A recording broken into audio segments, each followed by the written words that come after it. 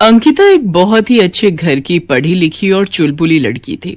वो खाने की बहुत ही शौकीन थी और किसी भी शादी ब्याह में जाने का कोई मौका अपने हाथ से नहीं जाने देती थी।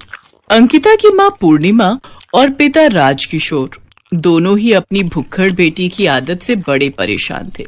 एक दिन उसके कॉलेज में एक छोटा सा इवेंट होता है जहां अंकिता अपनी दोस्त प्रिया के साथ जाती है। खाने में इस बार कितनी अच्छी अच्छी डिश रखी है, यम्मी।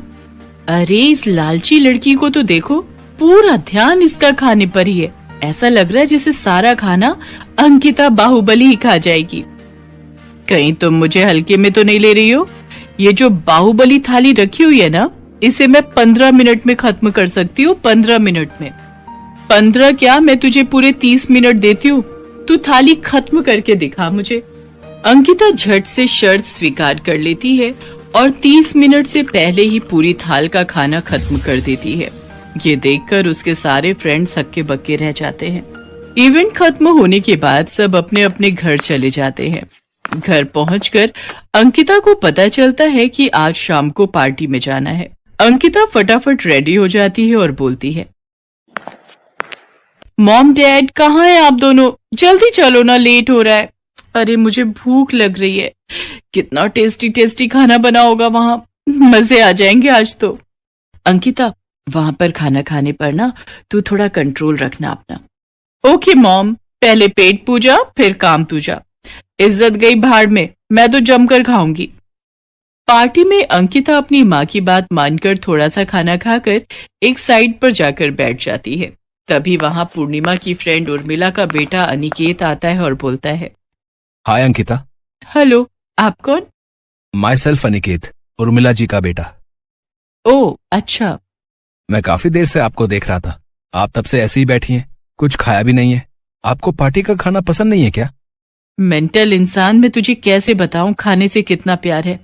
मैं सांस लेना छोड़ सकती हूँ मगर टेस्टी डिश खाना नहीं छोड़ सकती।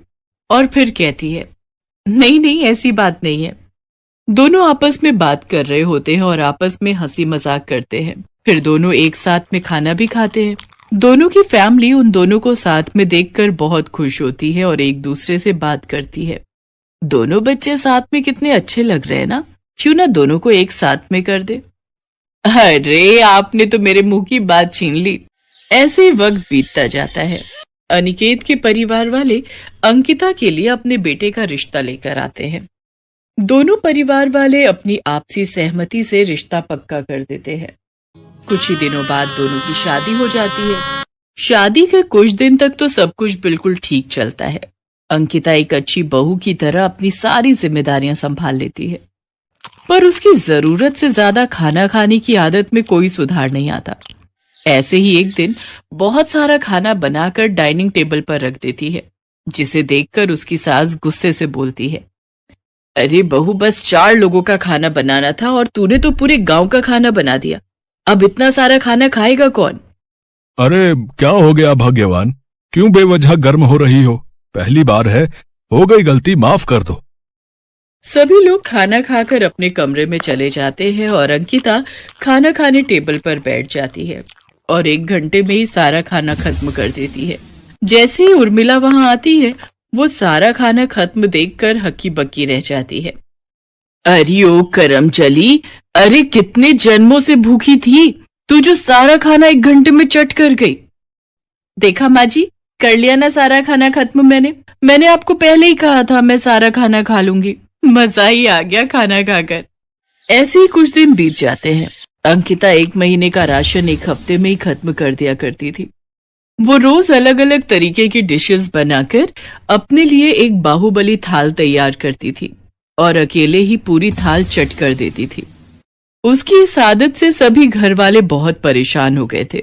धीरे धीरे अंकिता मोटी होने लगी थी और एक दिन अंकिता खुद को मिरर में देखकर बोलती है, हाय रे अंकिता, तू कितनी मोटी हो गई है, पर क्यूट भी लगती है।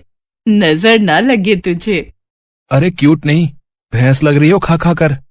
जी, आप ऐसा क्यों बोल रहे हो? सही बोल रहा है तू बेटा, ये तो पूरे शहर का खाना अकेले ही खा लेती है। महारानी जी के लिए तो बाहुबली थाल भी छोटी पड़ जाती है। क्या है, आप लोग मुझे खाने देंगे या नहीं? अरे अब बंदे को जितनी भूख होगी उतना ही तो खाएगा ना। अंकिता, खाना खाना अच्छी बात है, पर जरूरत से ज्यादा नहीं। इतना बोलकर अंकिता वहां से चली जाती है और अपने खाने की आदत को बनाए रखती है। वक्त बीतता जाता है। देखते ही देखते अंकिता बहुत ही ज्यादा मोटी हो जाती है।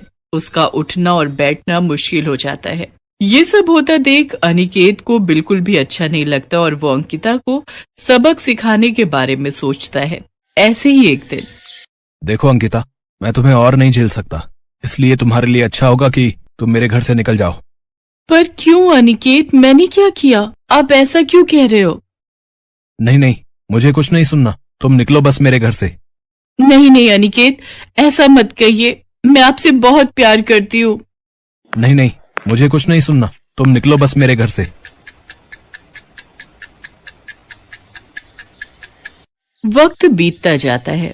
अंकिता खुद को पतला करने के लिए मेहनत करनी शुरू कर देती है। इसके लिए वो रनिंग करती है, एक बैलेंस डाइट भी फॉलो करती है और खुद को फिट कर लेती है। जिसके बाद वो अपने ससुराल वापस जाती है और उसे देखकर उर्मिला और अनिकेत के होश उड़ जाते हैं। अरे गन्ने के जूस की मशीन से निकल कर आई है क्या तू? इतनी पतली हो गई तू तो। सासू माँ, मुझे माफ कर दीजिए, मेरी ज्यादा खाने की आदत की वजह से आप सबको बहुत परेशानी हुई, पर अब तो मैंने खुद को मेंटेन कर लिया है। अनिकेत जी, अब तो आप मुझे अपनी लाइफ में एक्सेप्ट करेंगे ना? पागल, मैंने तुम्हें छोड़ा ही कब था? वो सब इसलिए कहा था ताकि तुम्हारी ओवर ईटिंग की आदत से छुटकारा दिला सकूं। आई लव यू मेरी पगली। आई लव यू टू इन्ना ज़ारा। इस तरह सभी घर वाले अंकिता का दोबारा अपने घर में स्वागत करते हैं और अंकिता अपने साथ साथ सभी की डाइट और फिटनेस का ख्याल रखती है। साथ ही वो सिर्फ और समय पर जितना जरूरी हो उतना ही खाना खाती है।